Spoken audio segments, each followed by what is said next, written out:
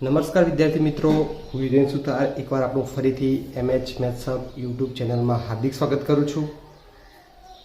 મિત્રો, આજે આપણે ધોરણ 10 ચેપ્ટર 7 એટલે પ્રકરણ 7 યામ ભૂમિતિનો અભ્યાસ કરવાના છીએ.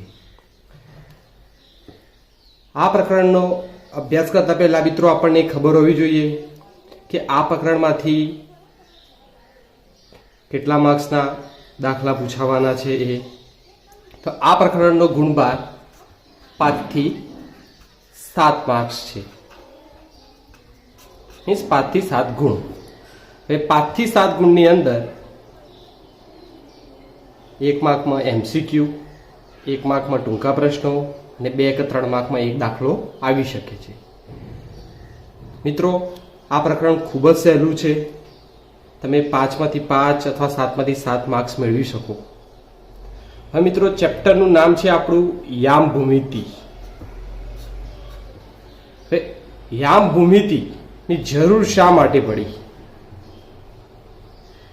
તો મિત્રો, સમતલ પર બિંદુનું સ્થાન દર્શાવવા માટે યામ ભૂમિતિની જરૂર પડી. સમતલ એટલે શું એ આપણે સંખ્યા રેખા પછી જોઈએ. તો ભાઈ યામ ભૂમિતિ કઈ કઈ જગ્યાએ ઉપયોગમાં આવે છે એના વિશે વાત કરીએ. તો પૃથ્વી પર કોઈ જગ્યાનું સ્થાન દર્શાવવા અક્ષાંશ અને રેખાંશની જરૂર પડે છે. હકીકત તો એ છે કે એ યામ ભૂમિતિ જ છે. આપણે ત્યાં યામ ભૂમિતિનો ઉપયોગ જ કરીને એ સ્થાન કેટલા અક્ષાંશ અને કેટલા રેખાંશ પર આવેલું છે એ નક્કી કરી શકીએ છીએ. તો યામ ભૂમિતિનો અભ્યાસ કરતા પહેલા મિત્રો આપણે સંખ્યા રેખા વિશે થોડું જાણીએ. સંખ્યા રેખા એ વાસ્તવિક સંખ્યાઓનો ગણ છે. બરાબર મિત્રો, અહીંયા કોઈ બિંદુ 0 આવેલું છે. 0 થી જમણી બાજુ જઈએ તો મિત્રો અહીંયા 1, 2, 3 આમ બિંદુઓ આપેલા હોય. અને 0 ની ડાબી બાજુ જઈએ તો મિત્રો -1, -2, -3, -4 બિંદુઓ આપેલા હોય. હવે સંખ્યા રેખાની શા માટે જરૂર પડી? તો સુરેખ પથ પર ગતિ કરતા પદાર્થનું કેટલું અંતર કાપ્યું હશે તે જાણવા માટે સંખ્યા રેખાની જરૂર પડી. હવે અંતર વસ્તુ આવી તો અંતર ક્યારે પણ ઋણ ના હોય. ધારો કે કોઈ પદાર્થ પોતાની પ્રારંભિક અવસ્થામાં બિંદુ 1 પર છે અને અંતિમ અવસ્થામાં બિંદુ 3 પર છે, તો તેને કેટલું અંતર કાપ્યું હશે એના વિશે મિત્રો આપણે વાત કરીએ. તો એ પદાર્થે કાપેલું અંતર એટલે મિત્રો શું થશે? અંતિમ પોઈન્ટ મીન્સ અંતિમ બિંદુ માઇનસ પ્રારંભિક બિંદુ. તો 3 - 1 બરાબર 2 એકમ. 2 એકમ જેટલું એને અંતર કાપ્યું હશે. હવે અંતર માપવા માટે જુદા જુદા એકમોનો ઉપયોગ થાય છે. નાના અંતર માટે સેન્ટીમીટર, એનાથી મોટા મીટર અને એનાથી મોટા કિલોમીટર. આ ચેપ્ટરનો અભ્યાસ કરતા પહેલા મિત્રો આપણને ધન અને ઋણ સંખ્યાની એકી અને બેકી ઘાત વિશે ખ્યાલ હોવો જોઈએ. તો મિત્રો, ધન સંખ્યા અને ઋણ સંખ્યાની એકી ઘાત વિશે આપણે સૌથી પહેલા વાત કરીએ. કોઈ પણ ધન સંખ્યાની એકી ઘાત હંમેશા ધન જ રહેશે. કોઈ પણ ધન સંખ્યાની એકી ઘાત હંમેશા ધન જ રહેશે. એટલે કે 1 નો ઘન તો બરાબર 1 નો ઘન, 5 નો ઘન તો બરાબર અહીંયા પણ 5 નો ઘન. પણ મિત્રો, જો આ સંખ્યા ઋણ હોય તો -1 ના ઘનને આપણે -12 લઈશું અને 1 નો ઘન એમ લખીશું. -12 લઈશું અને 5 નો ઘન એમ લખીશું. તે જ રીતે મિત્રો આપણે બેકી ઘાત વિશે વાત કરીએ. તો બેકી ઘાત માટે હંમેશા યાદ રાખવાનું કે માઇનસની બેકી ઘાત હોય, કોઈ માઇનસ નંબરની બેકી ઘાત હોય કે કોઈ પ્લસ નંબરની બેકી ઘાત હોય, એનો આન્સર હંમેશા એક સરખો જ આવશે. -2 નો વર્ગ કરીએ, +2 નો વર્ગ કરીએ એનો જવાબ મિત્રો હંમેશા +4 જ આવશે. હવે મિત્રો પાયાના ખ્યાલમાં તો સંખ્યા રેખા અને ધન ઋણ સંખ્યાઓની એકી બેકી ઘાત વિશે તમને સમજણ પડી જ ગઈ હશે. તો આપણે આજે યામ ભૂમિતિ વિશે વાત કરીએ. તો સમતલમાં કોઈ પણ બિંદુનું સ્થાન દર્શાવવા પરસ્પર લંબ યામાક્ષોની જોડની જરૂર પડે છે. હવે મિત્રો આ લંબ યામાક્ષો શું છે એના વિશે આપણે થોડી વાત કરીએ. તો મિત્રો સમતલ એટલે તમારું બ્લેકબોર્ડ અથવા કોઈ કાગળ હોય એને આપણે સમતલ કહી શકીએ.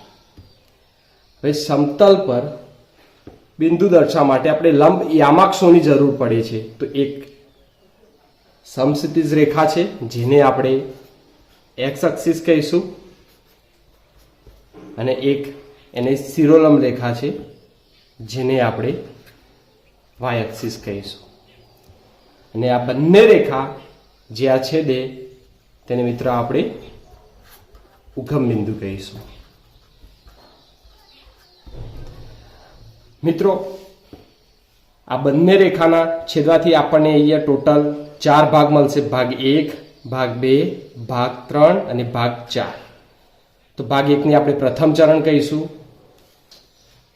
ભાગ 2 ને આપણે મિત્ર બીજું ચરણ કહીશું અને ભાગ 3 ને મિત્ર આપણે ત્રીજું ચરણ કહીશું અને ભાગ 4 ને આપણે મિત્ર ચોથું ચરણ કહીશું. હવે મિત્રો ઉગમ બિંદુના યામ હંમેશા 0 0 હોય છે. એ વસ્તુ આપણે યાદ રાખવાની છે. હવે ઉગમ બિંદુથી જમણી બાજુના દરેક બિંદુઓ હંમેશા ધન જ હોય છે. હવે ઉગમ બિંદુથી ઉપરની બાજુ એટલે આપણે વાય બાજુ જઈએ ત્યાં પણ મિત્રો હંમેશા બિંદુઓ ધન જ હોય છે. ઉગમ બિંદુથી ડાબી બાજુ જઈએ મિત્રો તો બિંદુ હંમેશા ઋણ આવશે. હવે ઉગમ બિંદુથી નીચેની બાજુ એટલે વાયડેસ બાજુ જઈએ તો પણ બિંદુઓ મિત્રો હંમેશા ઋણ આવશે. તો મિત્રો અહીંયા આપણે સૌથી પહેલા પ્રથમ ચરણ, બીજું ચરણ, ત્રીજું ચરણ અને ચોથું ચરણ વિશે માહિતી મેળવી. એના પછી આપણે એક્સ અક્ષ પર જમણી બાજુ જઈએ તો ધન સંખ્યાઓ, ઉગમ બિંદુથી ઉપરની બાજુ જઈએ તો પણ ધન સંખ્યાઓ, એક્સ અક્ષથી ડાબી બાજુ જઈએ તો ઋણ સંખ્યાઓ અને ઉગમ બિંદુથી નીચેની બાજુ આવીએ તો ઋણ સંખ્યાઓ વિશે અભ્યાસ કર્યો. તો મિત્રો અહીંયા કોઈ બિંદુ આપેલું છે એક્સ અને વાય. એક્સ અને વાય બિંદુ આપેલું છે મિત્ર. તો એક્સ એનો એક્સ અક્ષ પરનું બિંદુ થયું અને વાય એ એનું વાય અક્ષ પરનું બિંદુ થયું. તો આ બિંદુ અહીંયા પ્રથમ ચરણમાં આપેલું છે તેથી તેનું એક્સ યામ પણ ધન થશે અને વાયામ પણ ધન થશે. હવે બીજા ચરણમાં આપણે આ બિંદુની વાત કરીએ તો એનો એક્સ યામ ઋણ થશે અને વાયામ ધન થશે. હવે આ જ બિંદુની આપણે ત્રીજા ચરણમાં વાત કરીએ તો મિત્રો એનો એક્સ યામ ઋણ થશે, એનો વાય યામ પણ ઋણ થશે. ચોથા ચરણમાં મિત્રો વાત કરીએ તો અહીંયા પણ એનો એક્સ યામ ધન થશે ને વાય યામ ઋણ થશે. તો આ બેઝિક પ્રોપર્ટી મીન્સ બેઝિક ખ્યાલ છે જે તમને મિત્રો યાદ હોવો જોઈએ.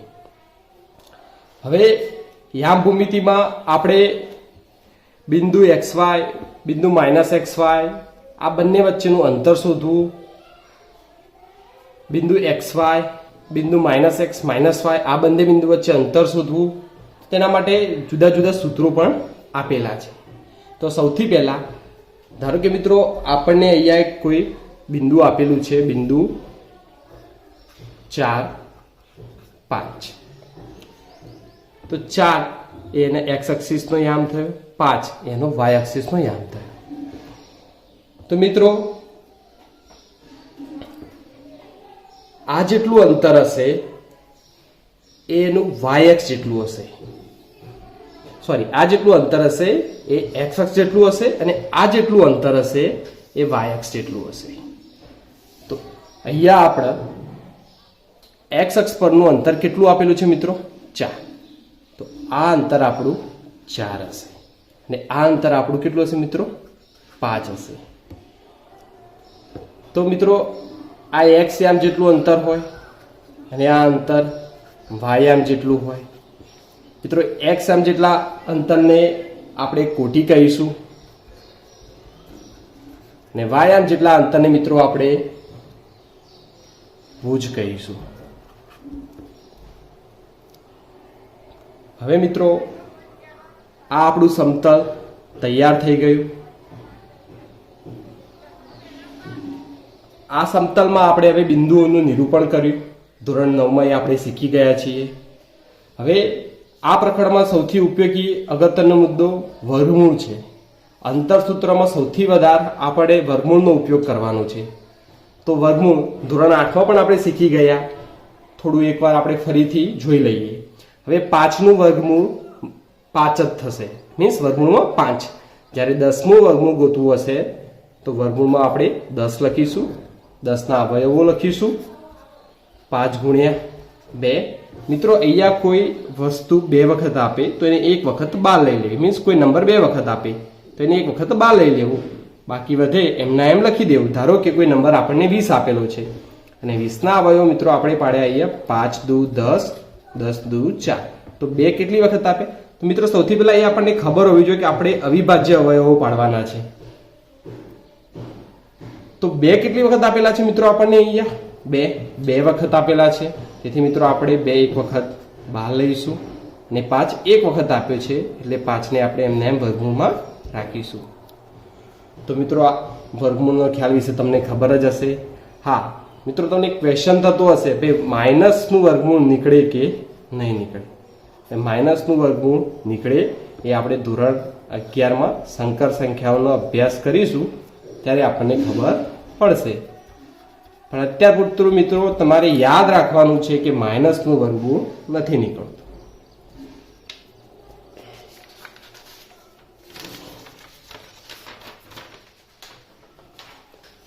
હવે મિત્રો આ ચેપ્ટરમાં આપણે અંતરસૂત્રનો અભ્યાસ કરવાનો છે. હવે અંતરસૂત્ર માટે આપણે સૌથી પહેલા XY સમતલની જરૂર પડશે. તો XY સમતલ શું હતું મિત્રો? આપણે હાલ જ જોઈ ગયા. X એક્સિસ અને Y એક્સિસ, આને આપણે XY સમતલ કહીશું. XY સમતલ. હવે આ XY સમતલમાં 2 બિંદુઓ આપેલા છે, x1 y1. બિંદુ A x1 y1 આપેલું છે, બિંદુ B x2 y2 આપેલું છે. આ 2 બિંદુઓ વચ્ચેનું મિત્રો આપણે અંતર શોધવું છે. તો અંતરસૂત્ર A અને B વચ્ચેનું અંતર શોધવા માટે અંતરસૂત્રનો ઉપયોગ કરશું, જે આ પ્રમાણે છે: AB બરાબર વર્ગમૂળમાં એના પહેલા યામમાંથી બીના પહેલા યામને બાદ કરી અને એનો વર્ગ કરવાનો, વત્તા બીના પહેલા યામમાંથી એના પહેલા યામમાંથી એના બીજા યામમાંથી બીના બીજા યામને બાદ કરી એનો વર્ગ કરવાનો. તો મિત્રો આ આપણું અંતરસૂત્ર તૈયાર થઈ ગયું. હવે આ સૂત્રનો આપણે દરેક દાખલામાં ઉપયોગ કરવાનો છે. સ્વાધ્યાય 7.1 અથવા 7.2 જ્યાં સુધી આ અંતરસૂત્રના ઉપયોગની મદદથી આપણે કોઈ બિંદુઓ કાટકોણ ત્રિકોણના છે કે નહીં એ પણ આપણે નક્કી કરી શકીએ. કોઈ બિંદુઓ લંબચોરસ કે ચોરસના છે કે નહીં એ પણ આપણે નક્કી કરી શકીએ. હવે તમને પ્રશ્ન થતો હશે કેવી રીતે નક્કી કરી શકીએ? તો આપણને ધારો કે કોઈ બિંદુ આપેલું છે અહીંયા 0, 3, અહીંયા કોઈ બિંદુ આપેલું છે 0, 0, અહીંયા કોઈ બિંદુ આપેલું છે 0, 4. હવે આ બિંદુઓ કાટકોણ ત્રિકોણના છે કે નહીં એ આપણે ચેક કરવું હોય તો સૌથી પહેલા આપણે AB શોધવું જોઈએ. હવે AB કેવી રીતે શોધી શકાય? એના પહેલા યામમાંથી બીનો પહેલો યામ માઇનસ મીન્સ બાદ કરીશું અને એનો વર્ગ વત્તા એના બીજા યામમાંથી બીનો બીજો યામ માઇનસ કરીશું એટલે મીન્સ બાદ કરીશું અને એનો વર્ગ. એ રીતે આપણે બીસી પણ શોધીશું, એ રીતે આપણે એસી પણ શોધીશું. તો મિત્રો આપણને અહીંયા એબીનો વર્ગ મળશે અને બીસીનો પણ વર્ગ મળશે અને એસીનો પણ વર્ગ મળશે. તો મિત્રો એબી સ્ક્વેર વત્તા બીસી સ્ક્વેર બરાબર જો એસી સ્ક્વેર થાય તો આ બિંદુઓ કાટકોણ ત્રિકોણના છે એમ આપણે કહી શકીએ. ફરીથી મિત્રો, જો કોઈ 4 બિંદુઓ આપણને આપેલા હોય અને આપણે આ બિંદુઓ લંબચોરસ કે ચોરસના છે એ સાબિત કરવું હોય તો મિત્રો સૌથી પહેલા આપણને એબી, બીસી, સીડી અને એડી આ 4 બાજુઓ અંતરસૂત્રની મદદથી શોધવી પડશે. અંતરસૂત્રની મદદથી આ 4 બાજુઓ શોધ્યા પછી જો બિંદુઓ લંબચોરસના હશે તો એબી બરાબર સીડી થશે ને બીસી બરાબર એડી થશે. તદુપરાંત મિત્રો આપણે એ પણ યાદ હોવું જોઈએ કે લંબચોરસના વિકર્ણોની લંબાઈ પણ એક સરખી હોય છે. તો વધારામાં મિત્રો આપણને બીડી બરાબર એસી પણ સાબિત કરવું પડશે. એ જ રીતે મિત્રો જો બિંદુ ચોરસના હોય તો આ 4 બિંદુઓની લંબાઈ એક સરખી આવે અને વિકર્ણોની લંબાઈ પણ એક સરખી હોય. તો મિત્રો આજે આપણે અંતરસૂત્રની મદદથી જુદા જુદા દાખલા વિશે અભ્યાસ કરીએ. હવે આપણને મિત્રો અહીંયા 2 બિંદુઓ આપેલા છે, બિંદુ A 2, 3 અને બિંદુ B 4, 1. હવે આ બંને બિંદુઓ વચ્ચે મિત્રો આપણે અંતર શોધવાનું છે. તો અંતર શોધવા માટે સૌથી પહેલા આપણને અંતરસૂત્રની યાદ હોવું જોઈએ, જે આ પ્રમાણે છે: x1 માઇનસ x2 નો વર્ગ વત્તા y1 માઇનસ y2 નો વર્ગ. હવે આપણે એના બિંદુઓને આ પ્રમાણે દર્શાવી શકીએ અને બીના બિંદુઓને પણ આ પ્રમાણે દર્શાવી શકીએ. તો અંતરસૂત્રની મદદથી આપણે 2 બિંદુઓ વચ્ચેનું અંતર શોધીએ. તો સૌથી પહેલા વર્ગમૂળમાં 2 માંથી 4 ને બાદ કરીએ, પછી એનો વર્ગ કરીએ, વત્તા 3 માંથી 1 ને બાદ કરીએ, પછી એનો વર્ગ કરીએ. તો મિત્રો અહીંયા 2 માંથી 4 ને બાદ કર્યું તો મોટી સંખ્યા 4 છે અને 4 નું ચિહ્ન ઋણ હોવાથી અહીંયા -2 નો વર્ગ આવશે, વત્તા 3 માંથી 1 ને બાદ કરતા આપણો જવાબ 2 આવશે. 2 કેવો આવશે? ધન, એટલે 2 નો વર્ગ. તો મિત્રો અહીંયા -2 નો વર્ગ એ 4 થશે અને +2 નો વર્ગ પણ 4 થશે. તો 4 વત્તા 4 મિત્રો અહીંયા વર્ગમૂળમાં 8 થશે. હવે વર્ગમૂળમાં 8 છે તો આપણે ફરીથી શોધવાનું રહેશે આના અવિભાજ્ય અવયવો 2 વર્ગમૂળમાં 2 વર્ગમૂળમાં 2. 2 દુ 4, 4 દુ 8, તો 2 એક વખત બહાર આવશે અને 1 અંદર રહેશે. તો એબી વચ્ચેનું અંતર 2 વર્ગમૂળમાં 2 એકમ જેટલું હશે. તે જ રીતે મિત્રો આપણને અહીંયા બીજો દાખલો પણ આપેલો છે, જેમાં બિંદુ A -5 અને 7 આપેલું છે, જ્યારે બિંદુ B -1 અને 3 આપેલું છે. મિત્રો આ 2 બિંદુઓ વચ્ચેનું આપણે અંતર શોધવાનું છે. તો અંતર શોધવા માટે સૌથી પહેલા આપણે આને x1 કહીશું, આને y1 કહીશું, આને x2 કહીશું અને આને y2 કહીશું. આ બિંદુ A આપેલું છે, બિંદુ B આપેલું છે. 2 બિંદુઓ વચ્ચેનું અંતર આપણે અંતરસૂત્રની મદદથી શોધી શકીએ, જે આ પ્રમાણે છે: એક્સ મીન્સ એના પહેલા યામમાંથી બીનો પહેલો યામ બાદ કરીશું. તો એના પહેલા યામમાંથી બીનો પહેલો યામ એટલે મીન્સ અહીંયા પણ માઇનસ આવશે અને આ માઇનસ છે. માઇનસ માઇનસ શું થશે મિત્રો? પ્લસ. એને આપણે બાદ કર્યો એટલે મીન્સ માઇનસ માઇનસ પ્લસ થશે. હકીકતમાં એ તો આપણે અહીંયા માઇનસ જ છે, અંતરસૂત્રમાં માઇનસ છે, પણ અહીંયા માઇનસ અને માઇનસ એ પ્લસ થયું એટલે -5 વત્તા 1નો વર્ગ. સૂત્રમાં વચ્ચે પ્લસ છે તો અહીંયા પણ પ્લસ. હવે એના બીજા યામમાંથી બીના બીજા યામને બાદ કરતા તો 7માંથી 3ને બાદ કરીએ અને એનો વર્ગ કરીએ. -5માં 1 ઉમેરીએ તો અહીંયા મોટી સંખ્યાનું ચિહ્ન શું આવશે મિત્રો? માઇનસ. ને માઇનસમાં 5 ઉમેરીએ તો થશે બાદબાકી.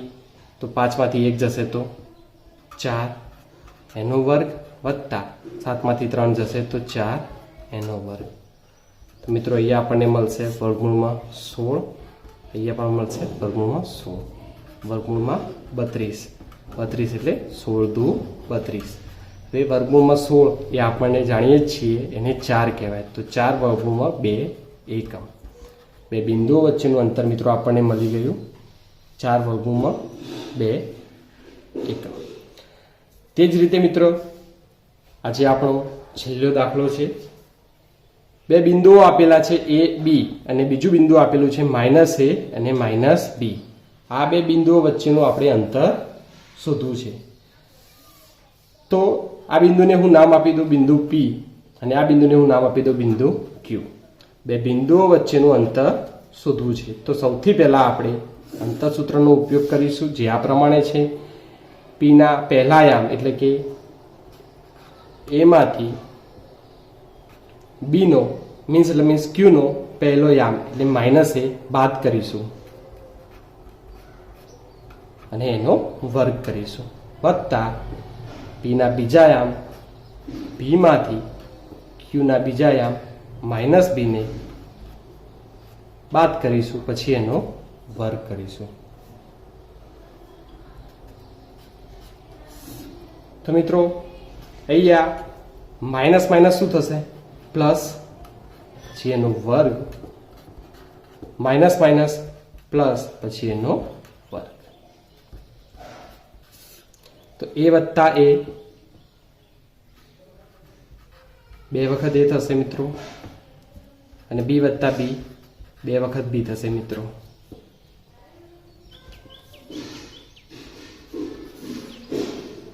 હવે આનો વર્ગ 2નો વર્ગ થશે 4 ને એનો વર્ગ એમના એમ 4 બીનો વર્ગ એમ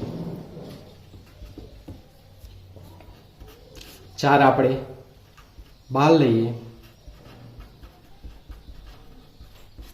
ને આપણને ખબર જ છે મિત્રો આપણે અંતર શોધીએ છીએ તો આપણે ઋણની સાઈન નહીં લગાવીએ. તો વર્ગમૂળમાં 4 હંમેશા શું કહેવાશે મિત્રો? +2. હવે આ કોઈ સંખ્યા આપેલી નથી તેથી આને આપણે વર્ગમૂળમાં A² વત્તા B² એમ લખીશું.